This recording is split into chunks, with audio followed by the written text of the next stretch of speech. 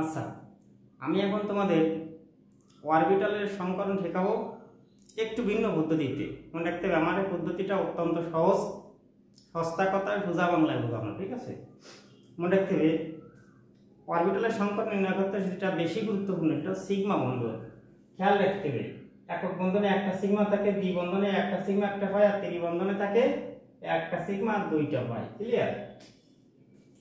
তাহলে মনে করো বেরিলিয়াম ক্লোরাইড, তাহলে গাঠনিক সংকেতটা লেখো। তাহলে সিগমা বন্ধনে একটা দুইটা, তাহলে সিগমা একটা দুইটা, প্রথমটা এস, তারপরে থেকে পি শুরু হবে। তাহলে কি হবে? এসপি, আমি যদি লিখি BCl3 Cl Cl Cl, একটা সিগমা দুটো সিগমা তিনটে সিগমা, তাহলে 1 2 3, তাহলে প্রথমটা এস, পরেরগুলো কি হবে? পি, তাহলে sp2। ক্লিয়ার? আচ্ছা, আমরা দেখি একটু মিথেনে। তাহলে মিথেনের গাঠনিক সংকেতটা আমরা লিখব একটা সিগমা দুইটা সিগমা তিনটে চারটে সিগমা, তাহলে 1 2 3 4, প্রথমটা এস, পরেরগুলো সব পি, তাহলে কি হবে? sp3। আচ্ছা, অ্যামোনিয়া,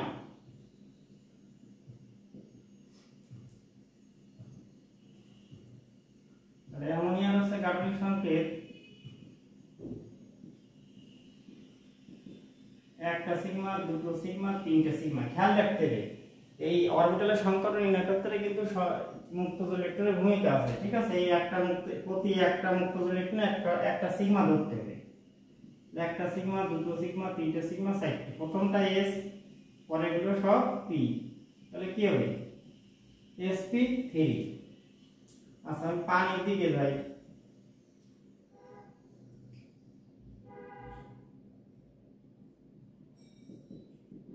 একটা সিগমা দুটো সিগমা তিনটে চারটে,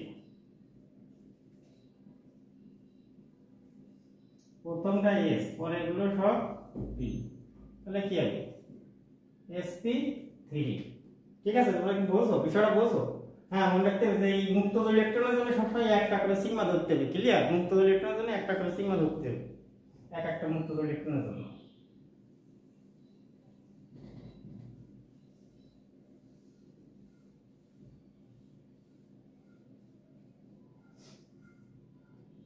আচ্ছা, আমি যদি PCl5 লিখি, একটা দুটো তিনটে চারটে পাঁচটা, 1 2 3 4 5, লেখো সিগমা একটা দুটো তিনটে চারটে পাঁচটা, প্রথমটা এস, পরের তিনটে হচ্ছে পি, পরেরটা পির পরে ডি শুরু, তাহলে কি হবে? sp3d। আমি যদি কি sf6,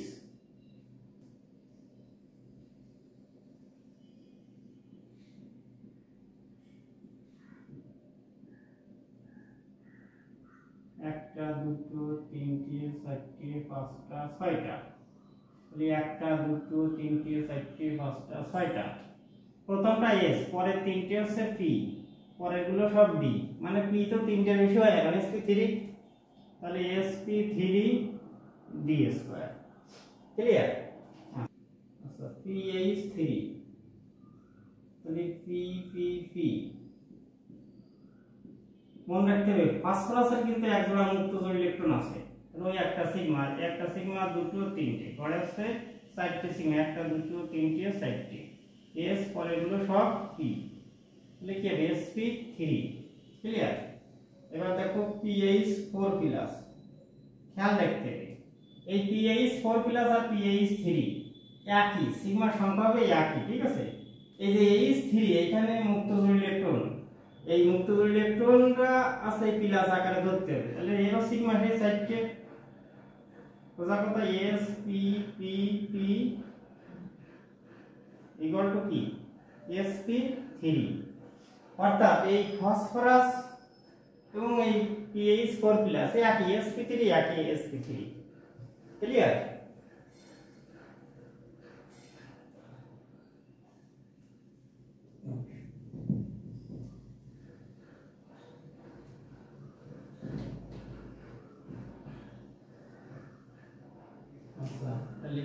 একক বন্ধনে একটা সিগমা, দ্বি বন্ধনে একটা সিগমা, একটা পাই, ত্রি বন্ধনে একটা সিগমা, দুটো পাই। ক্লিয়ার? আচ্ছা, আমি কার্বন ডাইঅক্সাইড CO2, তাহলে কার্বনে একটা সিগমা, দুটো সিগমা, পাই বন্ধনে একটা করে আছে, কিন্তু পাই বন্ধন আমার লাগে না। তাহলে প্রথমটা S, পরেরটা P, তাহলে কি হবে? SP সমকরণ। কি হলো? মুক্ত ইলেকট্রন এই রকম খেয়াল রাখতে হবে। এই যে কার্বন ডাইঅক্সাইডের চাবে আছে কার্বনের সংকরণ, যেমন মিথেন, তারপরে ইথেন, তারপরে ফর্মিক অ্যাসিড, এদের কিন্তু সবাই উল্লেখ করে দিতে হয়। যেমন ফর্মিক অ্যাসিড বা মিথানল, এতে কার্বনের সংকরণ একরকম হয়, অক্সিজেনের সংকরণ কিন্তু আর একরকম হয়। এক্ষেত্রে সবসময় কার্বনের সংকরণ হয়, অক্সিজেন তো বাইরে পড়ে যাচ্ছে। ক্লিয়ার বিষয়টা? আচ্ছা, NH4 প্লাস, খেয়াল রাখতে হবে NH3 যখন পেলাম তখন যদি 4টে সিগমা হয়, এর হবে 4টে সিগমা, তাহলে sp_p_p, সুতরাং sp3 মনে রাখতে হবে অ্যামোনিয়ারও সেই একই, যেমন PH3 এবং PH4 প্লাস একই হবে। ক্লিয়ার বিষয়টা?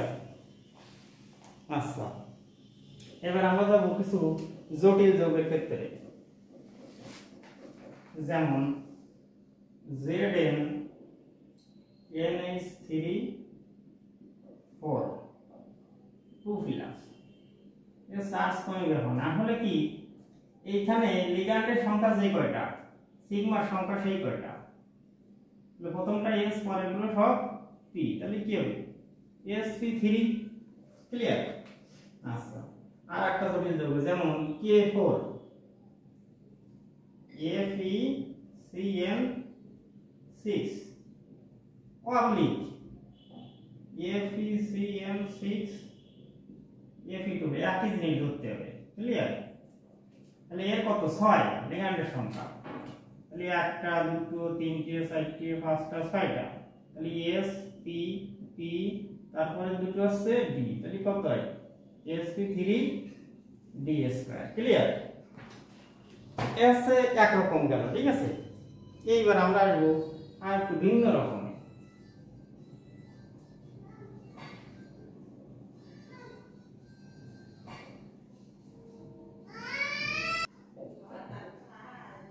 যেমন যখন জৈব যৌগ আসবে তখন মানে কি একক বন্ধনে থাকে হচ্ছে sp3, দ্বি বন্ধনে sp2 আর ত্রি বন্ধনে sp। তাহলে আমি যদি বলি যে মিথেন, তাহলে মিথেনের ক্ষেত্রে কি sp3 সব একক বন্ধন, C2 ডবল বন্ড C2, এতে আছে দ্বি বন্ধন, তাহলে আছে sp2 আর আছে ইথাইন ত্রি বন্ধন, তাহলে হবে কি sp3। ক্লিয়ার বিষয়টা? আচ্ছা, এবার আর এক রকমে যাও, সেটার একটা সূত্র আছে যে x সূত্রটা হচ্ছে v plus m minus c plus a বারবার সূত্র। ক্লিয়ার? একটা জিনিস খেয়াল করতে হবে, অন্যান্য যে সকল বইতে বা বিভিন্ন জায়গায় সেখানে এই সূত্র দ্বারা ওই মিথেন, ইথেন, তারপরে তোমার অ্যামোনিয়া, আমি যেগুলো দেখাইছি এইগুলো সংকর নির্ণয় করে, কিন্তু আসলে ওটা আছে মশামাত্রিক কামান দেখা। ঠিক আছে? আসলে এই সূত্র মাঝে মাঝে খাটে, মাঝে মাঝে কিন্তু খাটবে না। ক্লিয়ার? তো এই সূত্রতে যে দুটো বেশি আসে আমি সেই দুটো তোমাদের করিয়ে দিচ্ছি। ঠিক আছে? সেটা হচ্ছে HCF2। ক্লিয়ার? মনে রাখতে হবে এই V মানে হচ্ছে কেন্দ্রীয় মৌলের সর্ববিশিষ্ট স্তরের ইলেকট্রন সংখ্যা, M মানে হচ্ছে একজিক মূলকের সংখ্যা, C মানে হচ্ছে ক্যাটায়ন মানে হচ্ছে প্লাসের সংখ্যা, আর A মানে হচ্ছে অ্যানায়ন মাইনাসের সংখ্যা। ঠিক আছে? তাহলে HCF4 এর ক্ষেত্রে হচ্ছে 8 প্লাস 2 মাইনাস 0 প্লাস 0 বাই হচ্ছে 2 ইকুয়াল টু হচ্ছে কত? 5। ঠিক আছে? তাহলে 1 1 1 1 1 S P P P D, তাহলে কি হবে? sp3d। এবার যদি বলি HCF4 এর ক্ষেত্রে হবে 8 প্লাস 4 মাইনাস 0 প্লাস 0 ভাগ হচ্ছে 2 মানে হচ্ছে 6 তাহলে 1 1 1 1 1 1 s পরের তিনটে হবে পি পি পরের গুলো হচ্ছে ডি তাহলে sp3 d স্কয়ার ক্লিয়ার। সাধারণত আমি এই যেগুলো দেখালাম এইগুলোর ভিতর থেকেই কোশ্চেন থাকে, এইগুলো করলে ইনাফ। ঠিক আছে, এইগুলো ভালো করে মনে রাখো, দেখবা ইন্টারমিডিয়েটে এর ভিতর থেকেই সব আসবে। অ্যাডমিশনের সময় অনেক সময় একটু বেশি আসে, সব তখন হচ্ছে আলাদা এবং তখন একটু বেশি করতে হয়, নাহলে কিন্তু হবে না। ক্লিয়ার? ঠিক আছে, তাহলে দেখো।